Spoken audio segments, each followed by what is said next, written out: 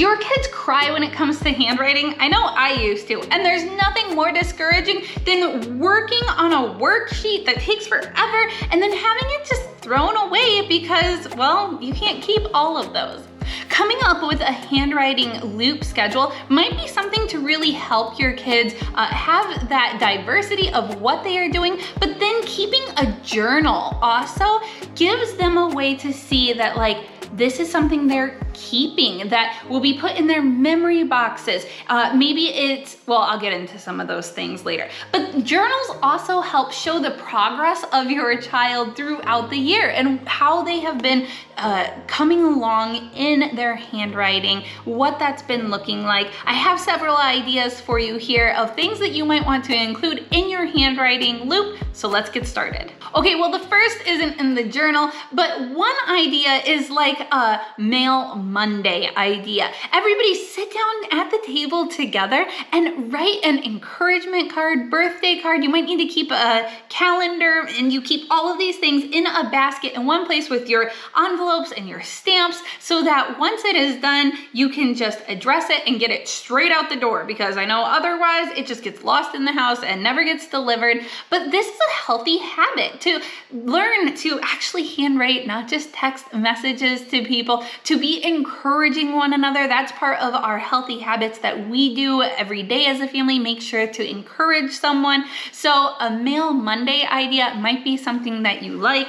Other ideas might be incorporating your spelling, but doing it in your journal. So here are your spelling words for the week. Please choose 3 of them and write a silly sentence including them. Draw a picture at the top. These journals that I use with my kids, I'll have the blank space at the top with the handwriting lines at the bottom. So draw a silly picture, write a silly sentence, do creative handwriting. Those are ideas.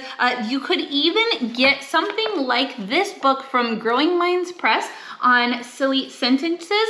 And what they do is they have them kind of pre-set up, but you roll a dice, and if it lands on 2, then you're gonna write a sheep, and then if it lands on 4, played jump rope, and then if it lands on 6, at a parade.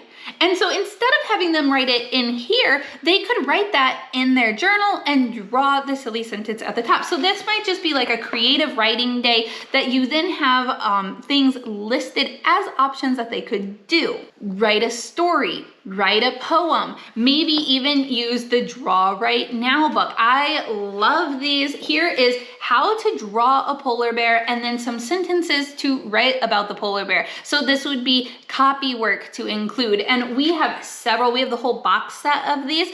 So they can go pick whatever they want.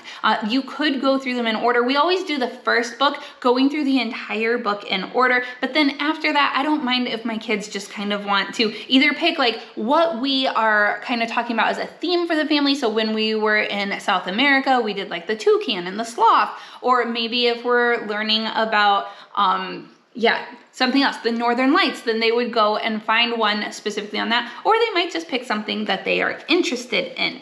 You could do cursive. Now I might do cursive and our memory verse together. Maybe I want my sons to be doing their memory verse in cursive and then drawing a picture about that. I take all of our journals to church on Sunday as well, and my boys keep their sermon notes right in their journal. Healthy habit that you want your kids to develop. You want them to be journaling and taking notes during church. Now, for the younger kids, this might just be drawing a picture of the pastor speaking, and then you go in and fill out like maybe the key verse that he was speaking about underneath that. Maybe it's just copying one of the slides or something that's in your bulletin if your church does bulletins.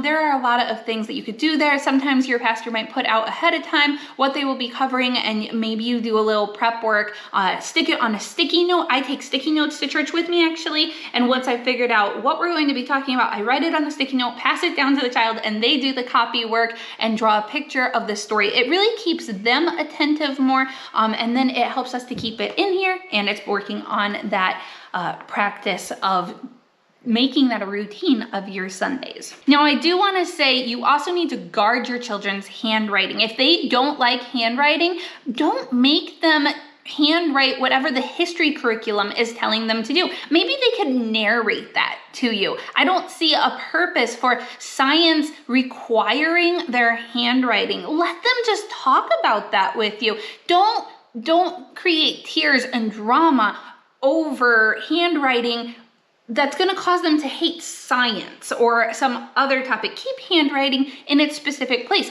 Keep a purpose for it that is encouraging them. Let them know what the boundaries are with their handwriting so that they know that it will be done when they just do what is expected of them here.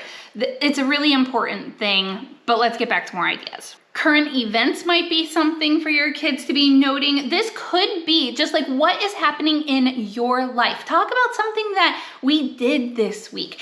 Maybe it is a current event in the news. We love watching World Watch News. If there was a story that stuck out to them, maybe that's something that they could journal about a little bit more. Prayer requests. Also, that is a current event. What are you currently praying for? Another healthy habit to keep a prayer journal. But you could do it right in here, or you could, if your child really likes writing, get them a separate prayer journal. That's a great thing. Something else that we do, it's incorporated in our handwriting, but we do it once a week, is these expert books. Now, please stay with me here because I'm gonna give you a 50% off code in a minute. But what these are is I have asked my kids, what are you really interested in? What can you become the family expert about? And when we were doing our nature studies this summer, my son wanted to learn about edible plants. And so in here, he keeps all of his information on these plants that he has been learning about. This is the morel mushroom. And then on the other page, he writes some of the facts that he learned about. So they're learning to do their own research. This is kind of a project-based approach, but we started this course about watercoloring and nature journaling from dwelling logs. And right now, if you use my code until the end of September, you can get 50% off. It's still not a bad price, even paying the full amount, but you can get 50% off by using my code. The link will be in the description below. It's so good. Everything from learning just how to start sketching. There's tips to help toddlers out. It's a really great course, super worth your money. Make sure to check it out.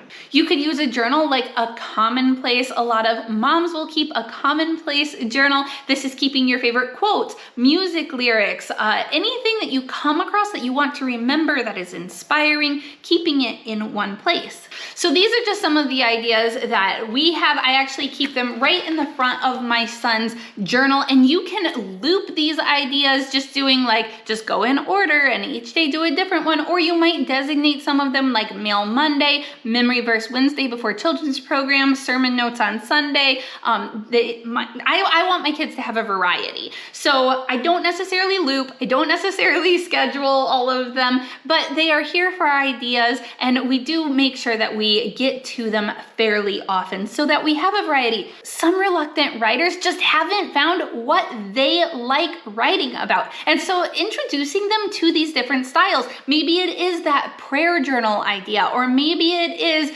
poetry. Maybe your child will love writing poetry, and you just have to awaken that within them. Let me know what some of your writing ideas are down in the comments below. Thank you so much for watching. Here are some of the other videos that I may have referenced during this one, and I will see you guys next time.